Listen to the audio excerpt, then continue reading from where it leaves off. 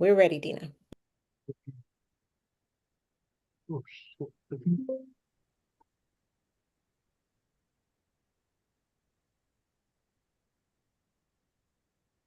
Okay.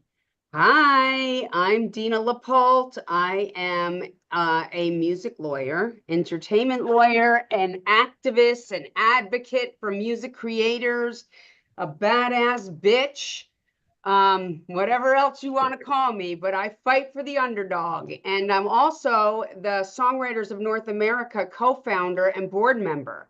So thank you so much for joining us in this edition of In the Room series. Today I am joined by literally, this is my brother from another mother. I couldn't be more telling the truth about this guy. He is Willie Prophet Stiggers, and he is the chairman and the CEO of the Black Music Action Coalition. And we do, for those of you that don't know, Songwriters of North America partners with the Black Music Action Coalition on a lot of our initiatives.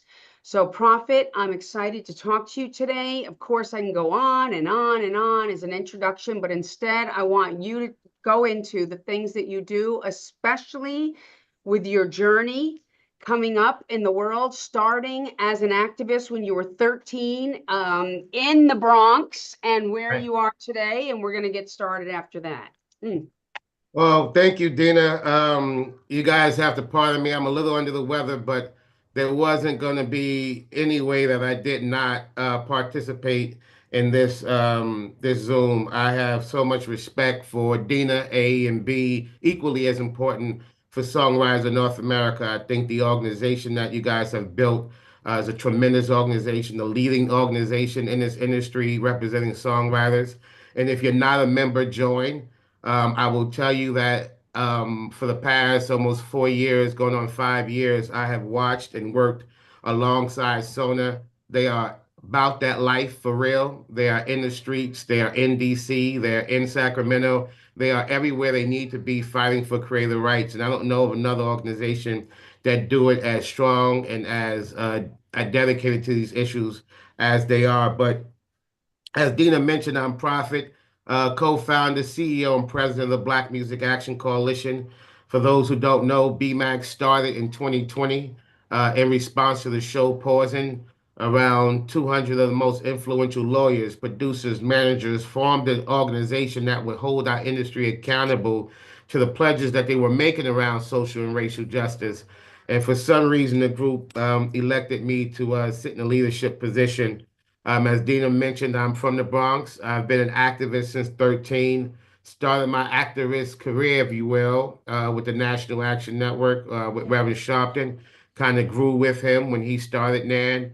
I developed the youth division of NAN, Youth Move, and built that nationally for about 5 to 6 years. And then went on to do a whole bunch of other things. In high school, launched the Student Power Movement.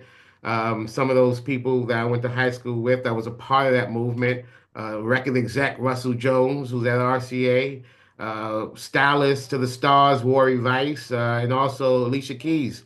Some of her first activism was with us when we launched Student Power Movement, in which we were able to get make many wrongs right that was happening in our school, led walkouts, the whole 9 yards. And that kind of led me on a journey for fighting for what was right, fighting for the underdogs, being a voice for the voiceless, and kind of having the courage to stand up and speak truth to power. So when 2020 took place, I guess those sort of leadership skills that I had developed over the years landed me in the seat of president CEO of BMAC. And as Dina mentioned, we do a lot of our advocacy work with Songwriters of North America and the Music Artists Coalition, uh, two organizations that I have tremendous amount of respect for and I have learned from and over the past 4 years. So I'm happy to be here to get into this conversation. Get into the conversation. Well, we're going to get into the conversation because, as everybody knows, the state of the country right now is in severe crisis. Particularly in the music business where, of course, it's everywhere, but as speaking internally in the music business, you and I have been talking about the obliteration of diversity, equity, and inclusion, DEI. I mean, this is happening all over the country in every single aspect of the music, of the, economic business in the US, but also in the music business. You and I are dealing with this. And we've called on our partners, agencies and record companies and publishers to come out and make a statement. And the thing that's really bothersome about all this is that everybody is really freaking out about what is going on. And we're not seeing a lot of reaction. And, I want to ask you about this and how do you feel about it? And, I want to gather the troops for the midterms. I mean, we have so much to talk about. Well, yeah, we definitely reached out to everyone in the ecosystem. Really, and you and I had this conversation. What was important to me was beyond just a statement being made, to really understand where they at with this issue.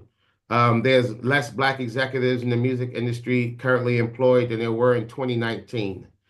So we've seen this sort of backsliding, if you will, on those commitments that were made. And I need to understand, what did that mean? I mean, we were so loud, the companies were so loud in 2020.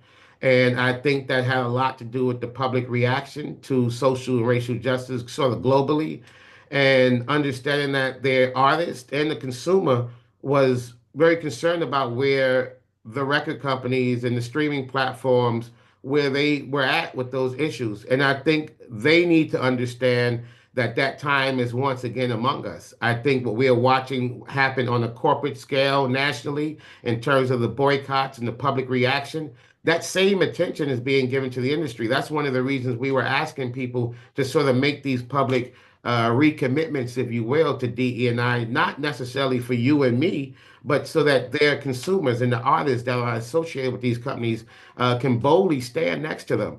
And I will say, something that is reassuring, Dina, I had conversations behind the scenes with many of those companies. And for various reasons, the public statement wasn't necessarily the route they wanted to go, but I was encouraged by some of the conversations I was having with some of these companies. Many of them did not remove DE&I away from their sort of corporate structure, and actually, was doubling down on some of those efforts. Either work that we're doing together or work that they were doing, aside from the stuff that they do with BMAC. It wasn't all dismal, if you will.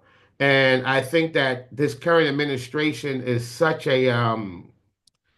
it's so easy to have a target put on your back, Right. that people are trying to be, um,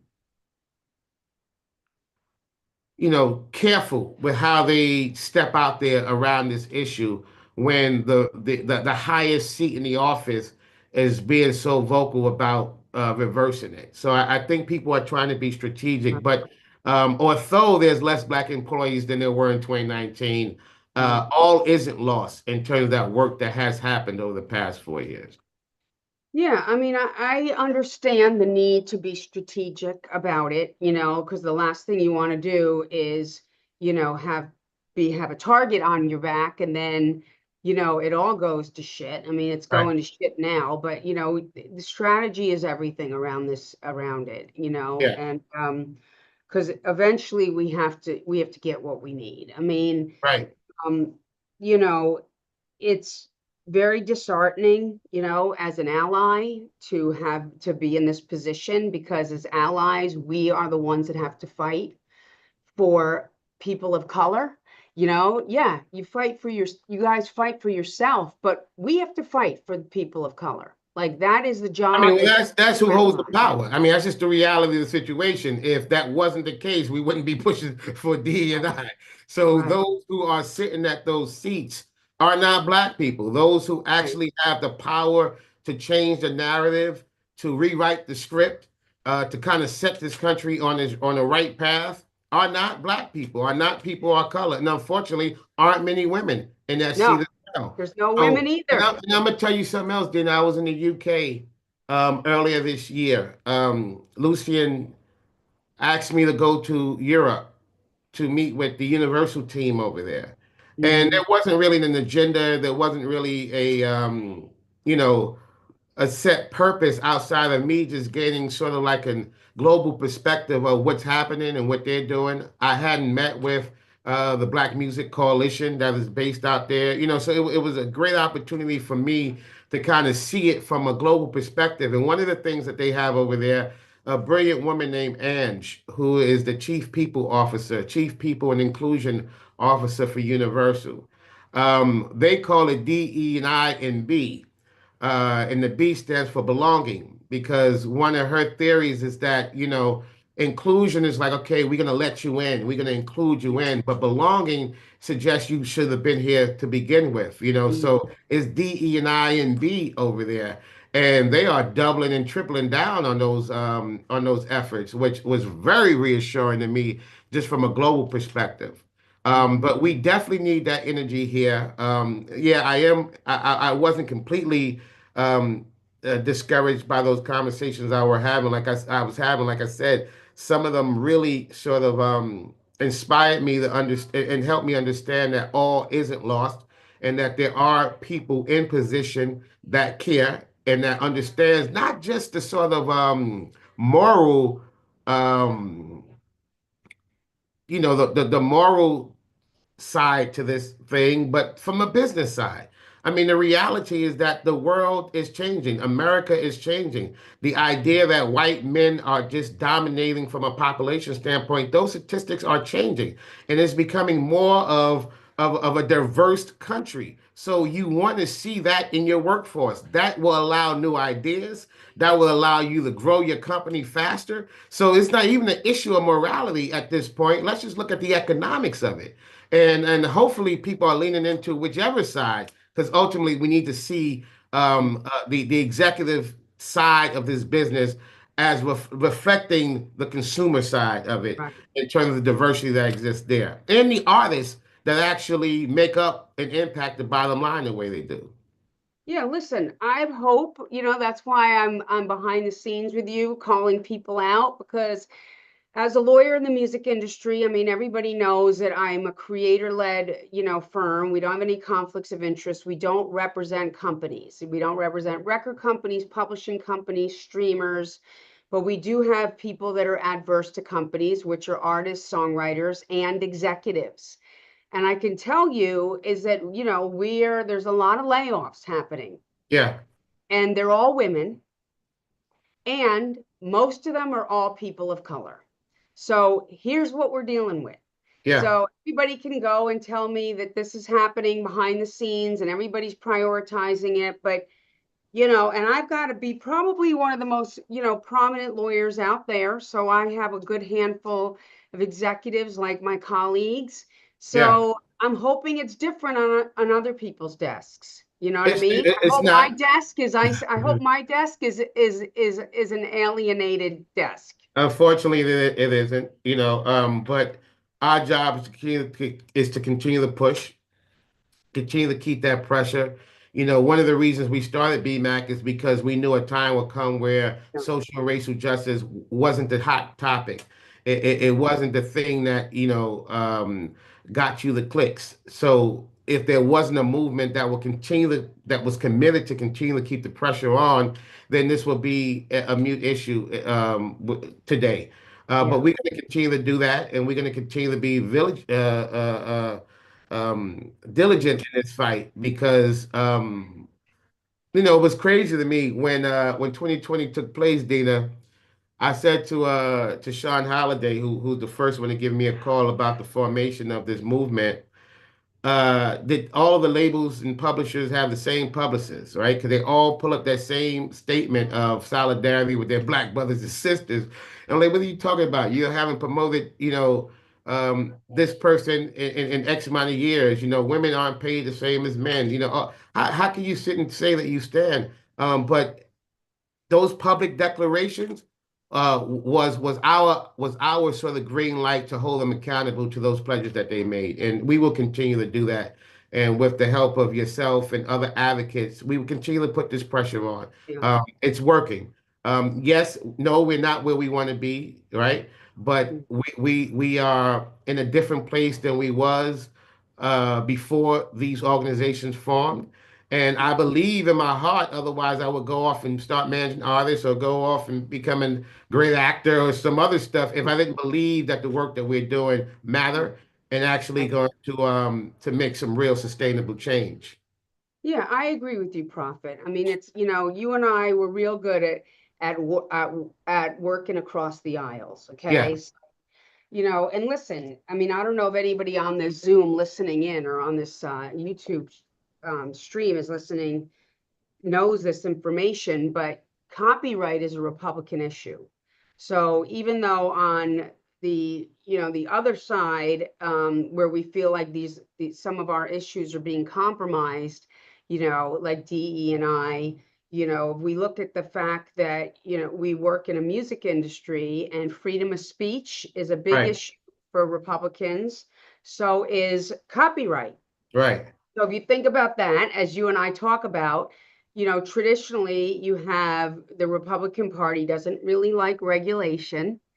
And a lot of copyright is regulated, so they don't like that. The right, last time everything was Republican, we got the Music Modernization Act passed in right. 4 years. I mean, this is the first massive copyright reform in a 45-year time frame. Yeah, So the same thing with freedom of speech. So you and I know, like recently in Atlanta and in Louisiana, thank you to Kevin Lyles and his lobbyist, Phil Woloski, who are leading the charge on a lot of our state-led legislation for freedom, creative expression. You and I have been in the trenches on the federal part and in the right, California-based law.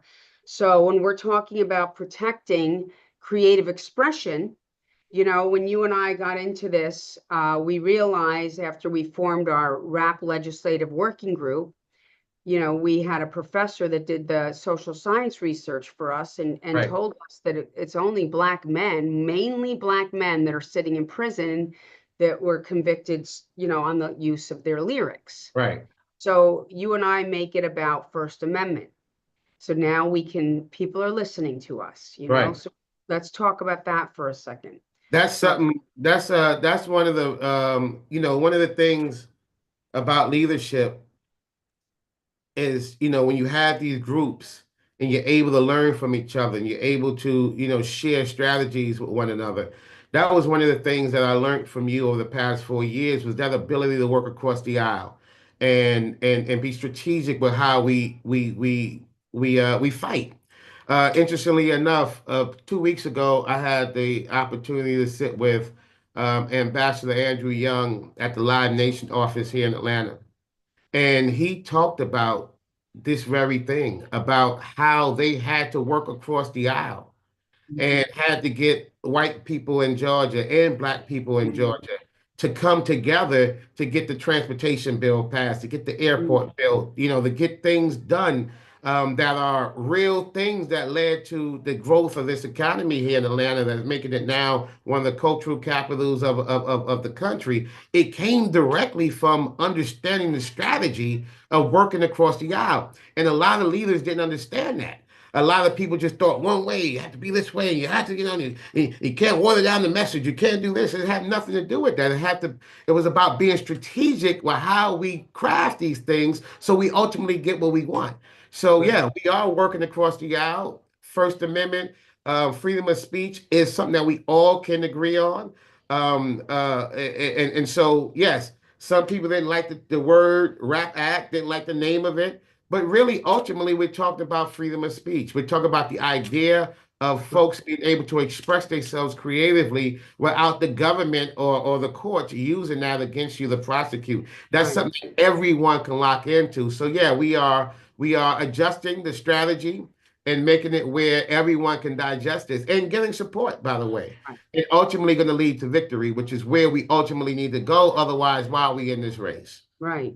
And let me explain kind of the overview of what our creative expression legislation encompasses, so people understand, okay? Hey, It's not that you can't use somebody's lyrics against them, right, okay? What the goal of the legislation, like in California, that Prophet and I were involved in this with Governor Newsom, is the Decriminalizing a Creative Expressions Act. What basically it says is that prosecutors can't introduce lyrics as evidence of someone's crimes or anything against them, civil or criminal. That has to be presented to a judge right, in a private hearing with the defense attorney. The judge, so it's outside the jury for a minute until the judge looks at the evidence. And if there's no other evidence and it's just lyrics, then the judge can say, I'm not going to let it in. It's prejudicial. right, Obviously, if the judge has all these different, evidence, all this other evidence that's presented to them, and they see that the lyrics is part of the evidence that fits into the puzzle, if they want to allow that in, they can allow that in. So it doesn't preclude it altogether. So, Prophet, this is important to note because people come to you and I, and yes. they And I'm happy basically, you're unpacking this, by the way. yes, and they basically say to us, well, someone killed the guy and he says it in a song, and you guys are like, this is not fair. And, it's like, it's not like the lyrics will not be Right, presented, but there has to right. be other evidence. And so people are extremely clear. This started out from a white paper that you wrote, a tip that you got from Shirley, who was at Variety at the time, who That's right. talked about 500 cases at the time of black men who were incarcerated solely based on lyrics. Right. It came out of Now we that. know that now we know that number is 2,000 plus. Yeah. This was before Young Thug, before any of those cases were even, in play. So this isn't about allowing people to get away, get out of jail free card, or be able to say what you want and not. It is saying that this cannot be the only thing you use. Right. If there's other evidence, well, then fine, but this cannot be, and then it needs to be, as Dina said, brought to a judge prior to the jury, and then make a decision on this and then introduce it. So a lot of people, because my phone, was ringing from black people and white people, like, hold on, what are you saying? So it's okay to Right. rap about killing? And no.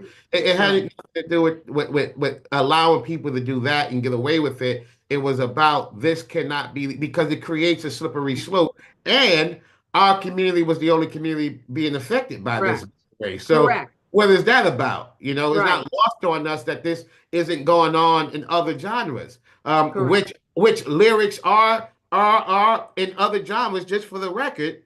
There are lyrics that speak about killing. There's lyrics that speak about rape. There's lyrics that speak about misogyny. There's lyrics that speak about all of the ills in our community Right. besides rap music. But these Right. things are only used, and were only being used against black men.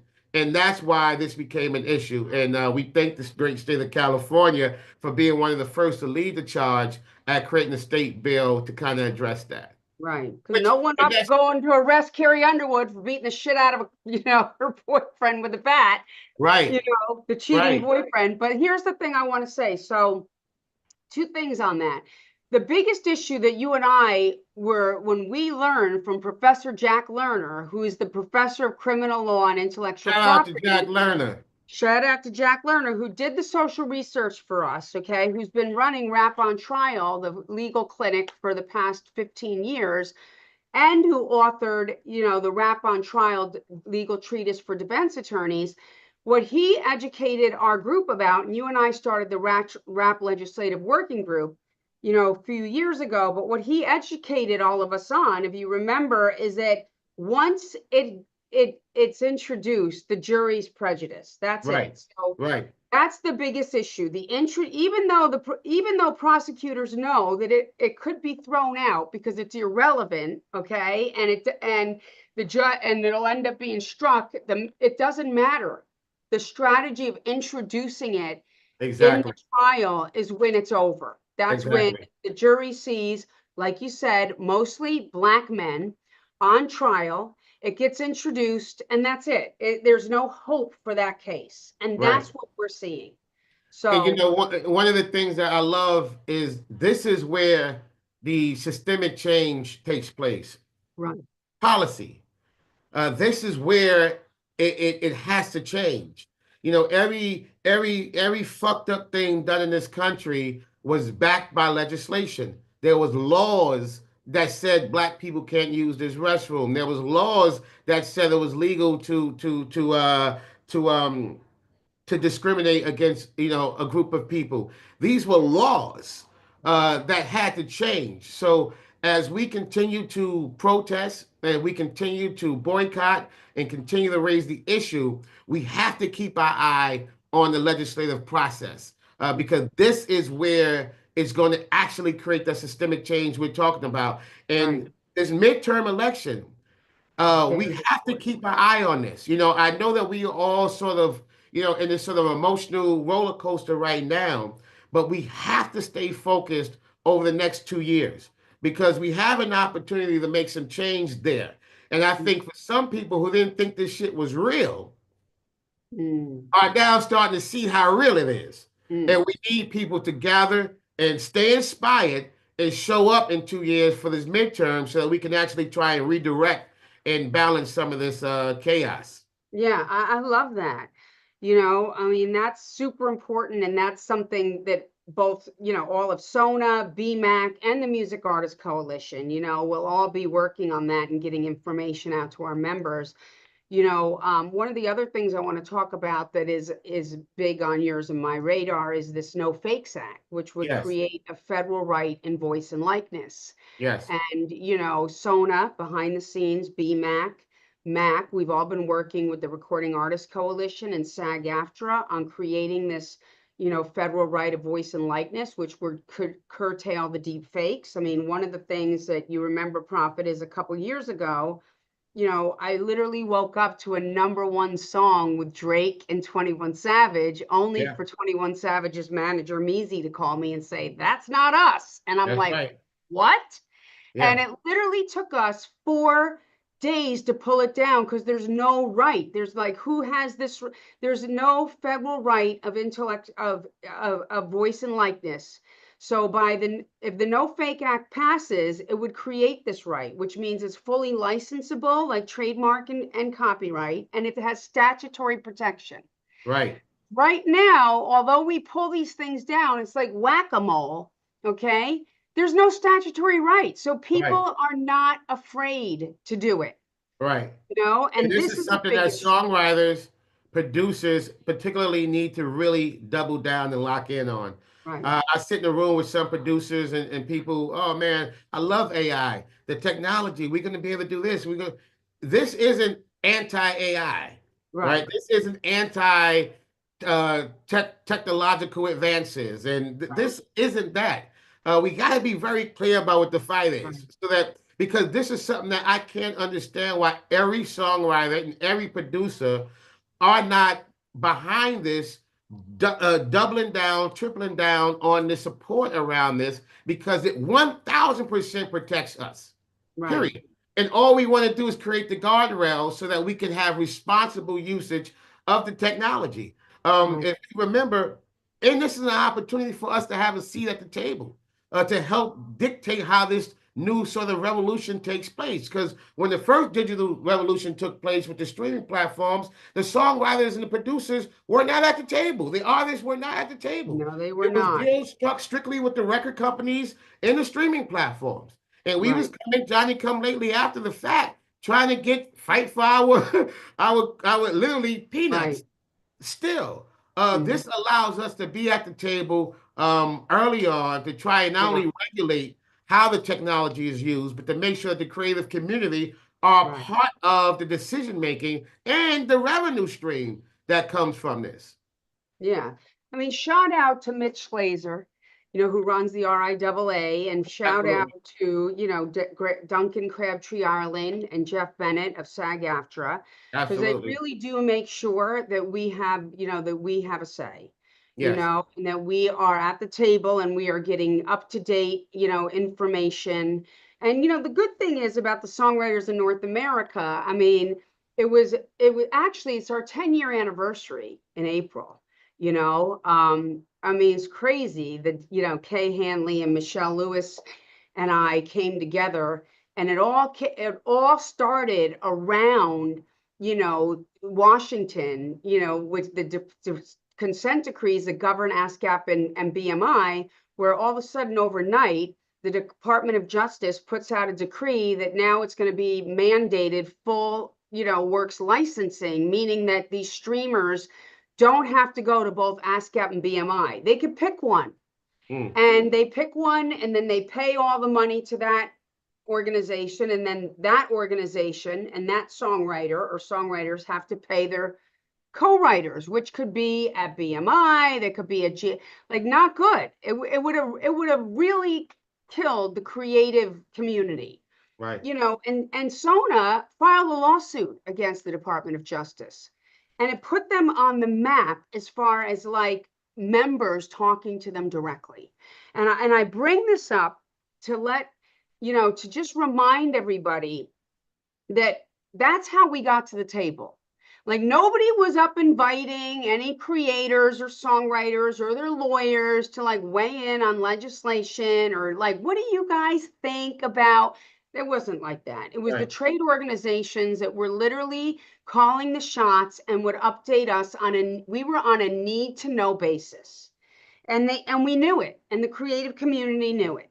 So it's like, because of that, members directly started reaching out to us, and those relationships are key, Right. because we have certain members of the Senate and Congress that will literally call all of us, call you, Prophet, call Jordan Bromley and Susan Janko of the Music Artists Coalition, call me or Michelle or Aaron McAnally, you know, or Linda Bloss Bloom, who is our lobby, you know, on the board of SONA, who's in DC and who's been a lobbyist for 20 years. So they will literally call us to check, you know, so and so from, you know, Spotify came, or Right. so, you know, or Sirius XM, to say this is really good for creators. Right. And you know what? Now we have put in this kind of like guardrail. Yes. Not that we were asked to be at the table, is that now they have to put us there. Right. There's some resentment, okay? I Oh, you mean, better believe it. You we better try to believe it. deal with the resentment, but at the end of the day, it doesn't come too much, because they know that we'll, you know, barge in. And that you represent a huge constituency that matter, you know, and that's what I love about Sona, is that, you know, you guys came in swinging and now been swinging for the past 10 years, and you forced yourselves at the table and you're respected at that table. Right. And that's why I think all of your members should be very proud of the leadership, because the growth and the strength of a movement is in that leadership. That leadership is key. And I will say to every Sona member that's watching, and if you're not, you need to join. You have some kick-ass leaders at the top of this thing that are no joke, and get the respect. And don't get the respect just because they're beautiful women, but get the respect because they are actually fighting and fearless in that fight and relentless in that fight, and have created that level of urgency around the issues that matter. Mm-hmm. Yeah, it's absolutely important. Thank you for that shout out. Um, specifically, are advocating for creators in the music industry. I mean, with all this stuff happening in the country, like, you and I both talked about how it's important to work across the aisle. And I Yeah. think that strategy, you and I have talked about behind the scenes, is such an important part of this, So how do we get our talking points across when the country is so divided right now? And we're like, no fakes. It's a perfect example. I mean, over Grammys week, we had to talk to a lot of members that were across the aisle. and they heard our points. Yeah, and I think though that's how, I think we have to continue to do that. Also understand this midterm, like we talked about earlier, being key. Mhm. But this is something else that I think is important. Um, in order for us to change the political process, we have to be involved in the political process. So I Mhm. want to see more young people running for office. I Oh want to yeah. see more young people a part of this political process, so that we can, over the next 10 years, dictate those who are in leadership and be able to change these laws and be able to utilize the power that we have as a creative community. But if we're Mm. not involved, yeah, we're going to advocate, continue to advocate, but we also, and we have some great partners, by the way. We have some Mhm. great people in office that get it, that are friends to the creative community, that are using their power, using their seat to fight, Mhm. but we need more. And we Yeah. need people not to be disenchanted, not to be so Right. discouraged that they think nothing will change, but to actually roll up their sleeves and say, you know what? Let me run for office. Let me Mhm. be a city council person. Let me be a mayor. Let me be a governor, a Yeah. senator, a congresswoman, a congressman. Those seats matter. What is it, That's right. 525 people between the House and Senate, That's um, it. that make up laws for all 300 That's million it. Americans and really global policy? You talked about 500 people. I love 500 that. people. That's a great message. Yeah, we need the young people to run for Congress or the Senate. I Absolutely. mean, look at AOC. She was Absolutely. 28 years old from the Bronx when she got elected to Congress the first time. I mean, now look at Jasmine Crockett, okay? Absolutely. This is incredible. Prophet Mike Melindy and I were talking about, my becoming the campaign manager for Willie Prophet Stiggers to be seriously, this is your next trajectory, my friend. Okay. It's like when I was going to run for the Senate, Michelle Right. Lewis will remember Doug Davis said, Dina, I'm going to be your campaign manager. And I definitely would have run for the Senate, Right. if I could have like left my law practice to my kids, but Right. they were Right. 5 at the time. Right. you know, but I think that for sure this is in your trajectory. I got to get Well, you an astrologer because you got to listen to them tell you that Well, this well, is listen, I didn't know BMAC was in part of the trajectory, and here we are now, 5 years later, right? So, yeah, we never know how it play out, but what we do know is that is where the change shows up.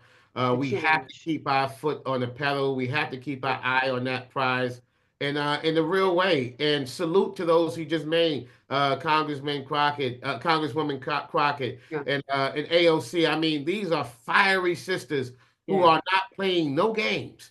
And if yeah, you watch, and if you're not familiar with them, Google, get on TikTok or YouTube. They got some serious sound bites when they are giving people the business. And yeah. understand, those are the people that we need in office. Those are the type of leaders we need over the next 10 to 15 years. These are the type of people that will make this country live up to its That's right. promise. And we owe it to ourselves, and more importantly, to our children, our grandchildren, That's because there right. are people who believe in the better America for us that fought so that we can be in these seats. So we have to You do know, our part. it's true. Like, I learned early on in my career through a lawyer named Joel Katz that there's two forms of power in That's America, right. money and influence. And when he asked me which one was more important, I'd been a lawyer for 10 minutes. I go, well, money, Mr. Cat. And he goes, no, Dina, influence. And, Right. thinking about that is absolutely correct. I mean, and growing up in New Paltz, New York with my activist mother is a perfect example. I mean, in the 90s, when I was already living in California in the late 90s, and my mother says, and this is when gay rights were under attack. I mean, it was seriously under attack. Um, before gay marriage, any of this stuff happened. And my mother was like, we need a young mayor in New Paltz. And growing up, in that environment where I grew up in a patriarchal system where the mayor was the man, the police chief, the school principals, the congressman, all these things. My mother's like, no, we need a young mayor who's going to speak the language. And, Right. there was this whole movement that my mom was a part of where the college kids that were going to college in New Paltz at the State University College of New Paltz, because they live there for 9 months out of the year, if they registered their address to vote there, they could vote. Wow. This was a whole initiative that took 3 years Wow. to happen. And then they elected a mayor that was 23 years old, that was Wow. that was a student at the College of New Paltz. Wow. And then he was marrying gay people. And the sheriff's department says, stop marrying gay people, we're going to arrest you. And he was still marrying gay people, and he was arrested. Jason Wow. West, the mayor of New Paltz, was arrested in the late 90s for marrying gay people. But what they did, those college kids, is they registered to vote. 9,000 college kids Right. registered to vote and elected a 23-year-old student to be the mayor of that town.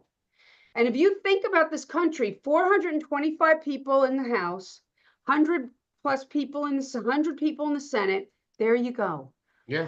525 people are making the Right. rules for everybody in this country. And global policy now. But In yes. global policy. Yes. You know, Yeah. and when we because growing up, civics was like taken out of school, right? So that's not even something that we even learn about. And a lot of us, and I dealt with this as BMAC ran our Get Out the Vote campaign. Oh, you only come around every 4 years. They talk about the president, but if we take it out the sky and reduce it to the reality of what it is, yes. Yes, those small amount of people, Right. that small amount of people. I mean, there are churches that get more than 500 people in there on a Sunday. You know what I'm saying? And you're talking about these people control so much and have so much power, but every movement of change in this country has started with young people. So I'm not surprised at what down in your town. And shout out to your mom. May God rest her soul. A great freedom fighter, and raised you in that spirit, which is why the world get to experience, your fire and your tenacity. Same with my mother. My mother was came out the tradition, although not an official member, but came out the tradition of the Black Panther movement. And since I was a young kid, all I can remember was her teaching me about self-pride and speaking truth to power and not being afraid to change shit. And shake it up, rock the boat, as she would say, rock the boat. Which was Don't rock the not boat, nailed baby. was not nailed down will fall as it should. Rock it, It's that energy that I use even today as we continue to speak truth to power. So yeah, salute to Good that. trouble. That's Yeah, called that good good trouble. trouble. That good John trouble. Lewis is up there with them right now. Good trouble, Absolutely. causing good trouble. So, Absolutely. but yes, and this is very important because people don't understand, like the midterm elections are next year. Like Yes. we literally, people, we have 14, 15 months here and we could change it. Yes. Mitch McConnell just announced that he's giving up his seat, like he's not running again. Well, there you go.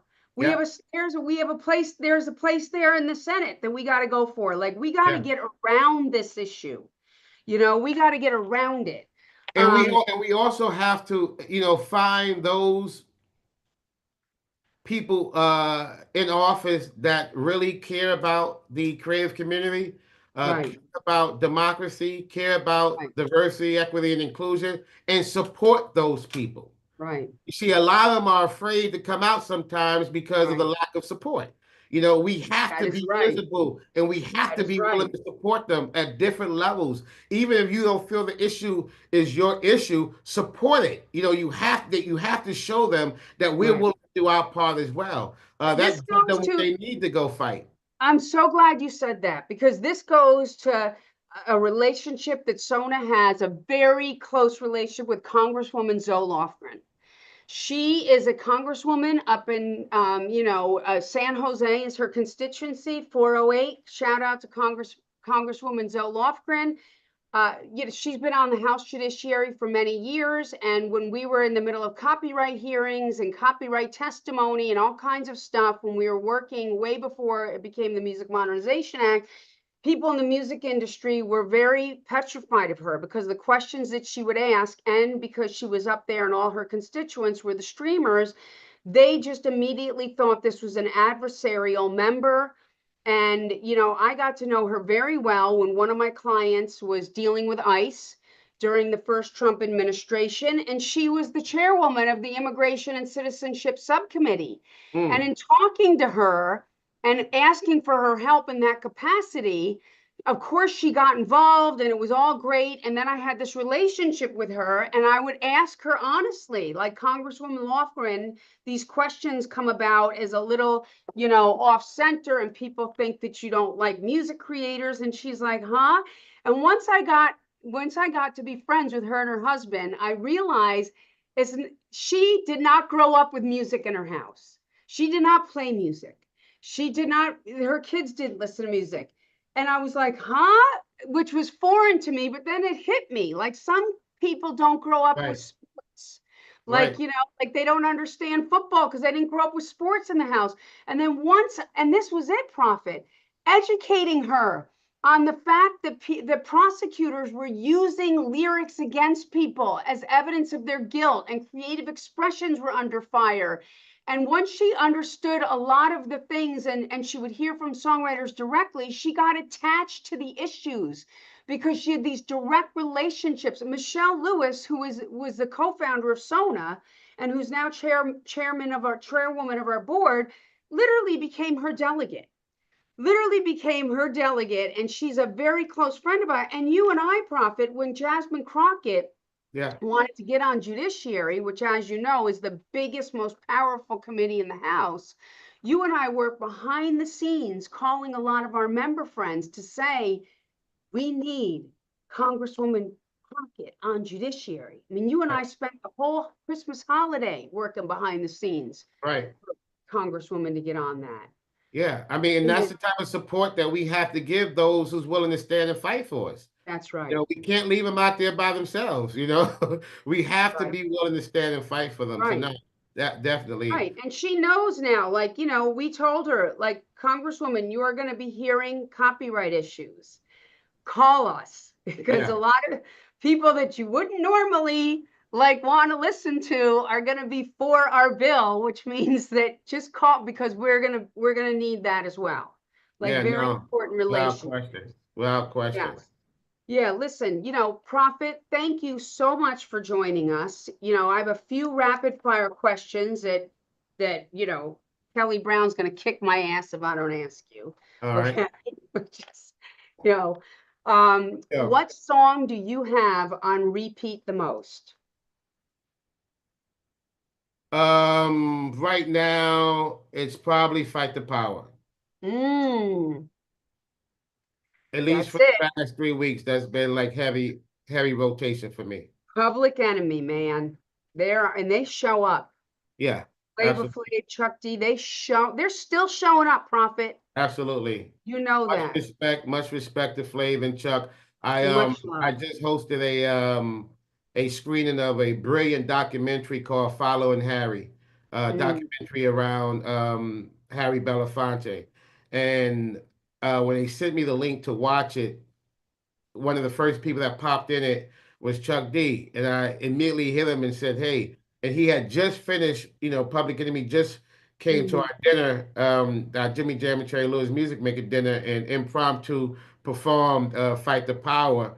But when I seen him in it and the way I seen his relationship with Mr. Harry Belafonte, I hit him and said, yo, bro, would you be willing to mm, come in and speak on the panel discussion that we're going to do after the film? And he really had a bunch mm, of other things going on and did some rearranging to make sure that he was able to show up. And Flav is a brother of mine.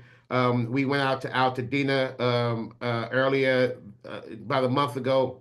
We hit the streets and actually touched the people, and together we have the BMAC Fire Relief Fund, but then we also have a fund that we created with Flav through GoFundMe.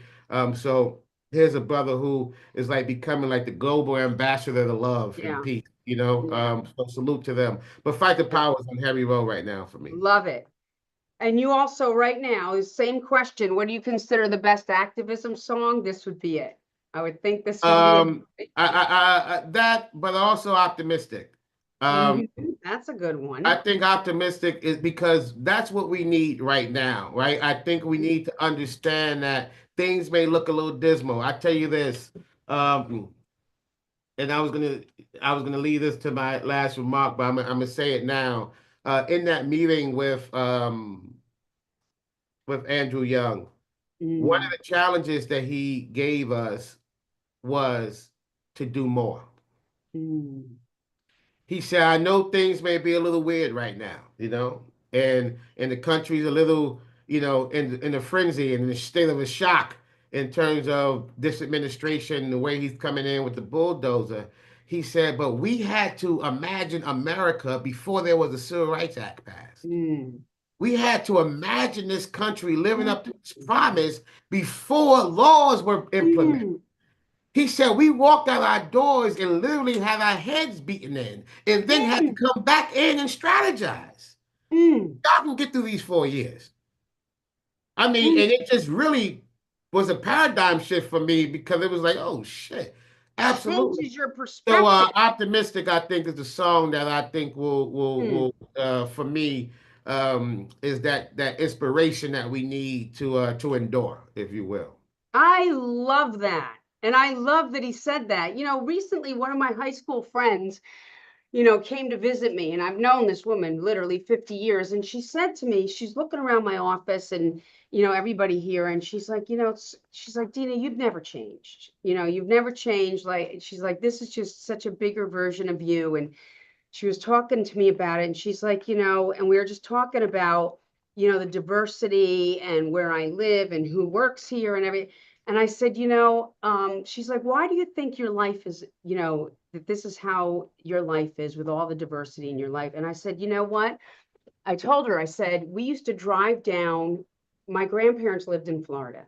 So Mhm. during Easter break, my mother, my father, and I, my sister and brother, we drive to Florida. And I'm the oldest child, okay? And I remember being on a beach in Florida, and there was a whites only sign on. This is in my lifetime. There was a whites only sign on the water fountain. Now, I don't remember that, but what I do remember is my mother pulled, I was told the reason why the police were coming. My mother pulled the whites only sign off the water fountain and they called the Wow. police. Wow. But my mother, when my dad, this is what I remember because I was only 6 or 7 years old. My dad, in mitigating this, okay, when the cops were coming, my dad had to mitigate this. My mother took me and my brother and sister to the Black Beach Mm, because that's where we were going to be safe. mm, Went to the Black Beach and we were mm, safe. mm, So that's my safety, mm, you know? mm, Get to the Black Beach. It's like my kids say to me, Mama, whenever we get on the train, you sit with the Black people. Yeah, mhm, because mm, that's safe space. mm. I love what Ambassador Young said to you Yeah, because you know what? Here we are complaining when our goal was to just eat. Well, yeah. come on. We're not getting our head bashed in. We're That's going to right. change the way this That's motherfucker is right. working. We're going to That's get right. ahead of this. We're Yeah. going to have strategy, okay? And we're going to change all And this. that's the key, the strategy. That's one of the things he doubled and tripled down on Mm, strategy. Like have a plan. We just can't be emotional. We just can't be angry. We just can't be frustrated. We have to have a strategy. And the strategy will include sometimes working across the aisle. mm, And particularly when you're talking about getting laws changed and bills mm. passed. So yeah, yeah, I absolutely. just had a God shot today. I'm telling you, I had a Yeah, spiritual awakening. Stop being a bitch on this Instagram, Dina. Okay? Because you got to get into that room. Okay? Get into that room. yeah, Oh, yeah, I yeah, love that shit. yeah. Okay. Who is your dream panelist and on what topic? Prophet. My dream panelist. I would like to see a panel with Winnie Mandela,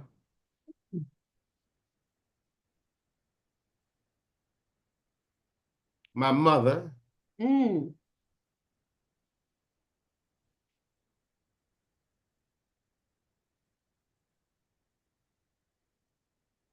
um, Mm. a Chuck D, Mm-hmm. um, one more person that will fill out that panel, um, and Huey Newton. Ooh, that's a good one. And I just think the topics just should be, Hmm. like the issues that we have globally Mm. throughout the diaspora. Mm. What can Black America, Black people in the UK, Black Mm. people in Africa, Black people in the Caribbean, what can we do to be more Mm. unified and use our global power to impact change? I would love to see a panel with you and me, Afeni Shakur, Okay. my mother, and Isabel Wilkerson. Ooh, That shit would be on fire. ooh. You think? Absolutely. That would be a great panel. Absolutely. Absolutely. Okay, well, we talked about how we can make change and effective policy today. So the young people have to run. We Yes. got to get around this midterm election. This is huge, huge, huge, people. Please listen. We have to work across the aisle. And then, Prophet, what is your favorite quote? I know mine is from you, but what is your favorite quote? Well, it'll probably be that one. For me, there's two types of people in this world. One is a thermometer, and that job is to go up or down, depending on the climate in the room. And the other is a thermostat, and that job is to set the climate in the room. And I think more of us have to move with that sort of thermostatic energy. Don't just be so reactive to what's happening. Be bold enough to speak truth to power and set the climate and be Mm. very clear about that. So that's one of the quotes that I live by. I try and be a thermostat in every room I'm in. That's it. I love that quote. Love that quote. Listen, we're just about in an hour. Okay, so thank you all for joining us. And Prophet, thank you for being here. The replay will be available on the SONA YouTube channel, so stay tuned for that. I believe Faith has placed a link in the chat along with our website and all of our social handles. So if you're not already a member of SONA, please, please, please consider joining us, okay? Because we work very closely with the Black Music Action Coalition.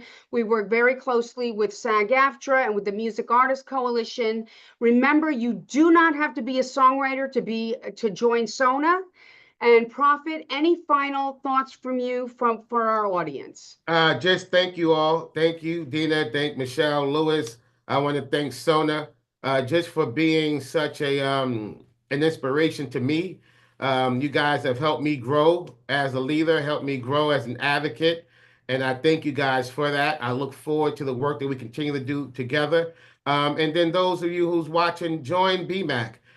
This is an organization for everyone.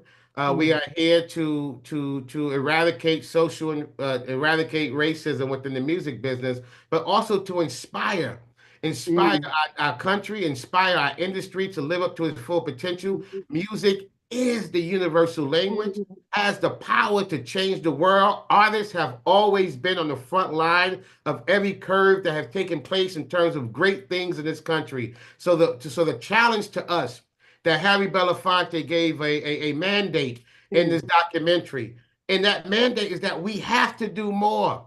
Like we have to do more. There was a time when artists and activists were almost one.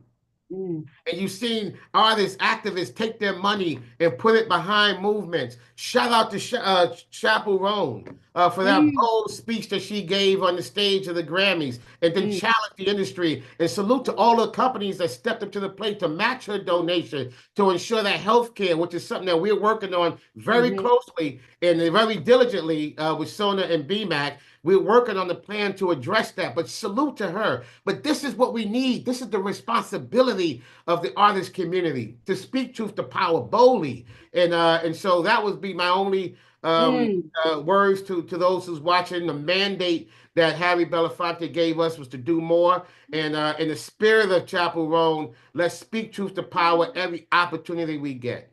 And that is an amen.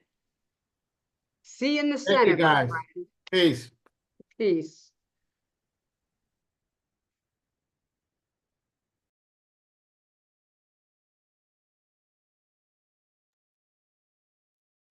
What's up, girl? You still there?